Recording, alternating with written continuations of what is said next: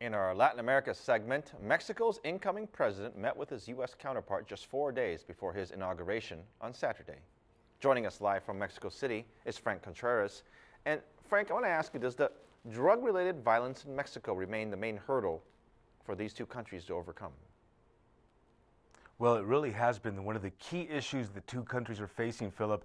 And as you know, security issues of this sort really do affect business in a very direct way. And so that's why the United States has been offering direct assistance, also training like we've never seen before. You'll see military personnel, retired military personnel coming in from the United States and Europe to give people here who are in the Army and security forces a hand and help them get better trained so they can fight forces here. But when it comes to the two leaders, they've had business on their minds lately, and they're trying to make certain that they can do everything possible to make sure that the economic collaboration that's going on between the United States and Mexico continues to move forward.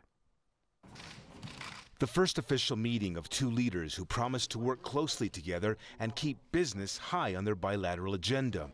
I know that President Pena Nieto has a very ambitious reform agenda, and we are very much looking forward to having a fruitful discussion here today. Annual trade between the two North American neighbors already surpasses $360 billion.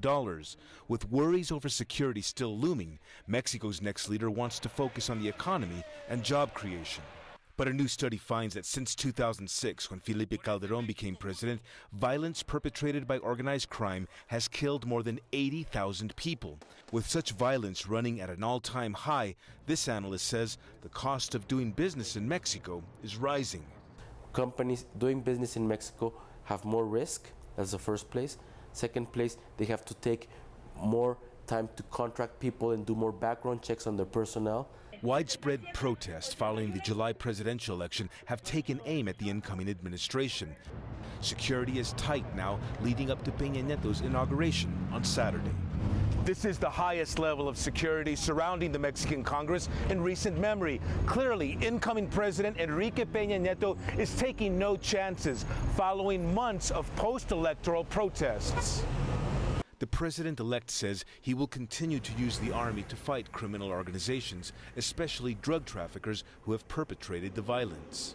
Peña Nieto knows that more jobs are urgently needed in Mexico's formal economy, otherwise millions more will join the ranks of the already burgeoning informal sector.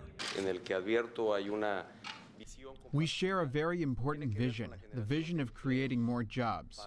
We know this is very important not only for the American people, but also for the Mexican people, for both of our nations. But with the economic outlook for the coming year still dim and the U.S. economy still staggering, forecasts indicate that growth in Mexico will likely remain sluggish. Frank, we know both leaders also have been talking about immigration policies with respect to the U.S. Mexico would like to see bigger reforms. Is there any indication at all that more of these will come during Mr. Obama's second term? Well, Mr. Obama stepped out front and center just a few days ago saying exactly that, Philip, that he's going to look for sweeping reforms when it comes to the United States immigration policies, especially towards Mexico. And as you know, there are at least 12 million Mexicans living inside the United States, half of those, at least 6 million, without documentation. And so President Obama says that this would be something that would be good for the U.S. economy if they can get these people on the path toward legal citizenship. All right, Franc Contreras, thank you very much.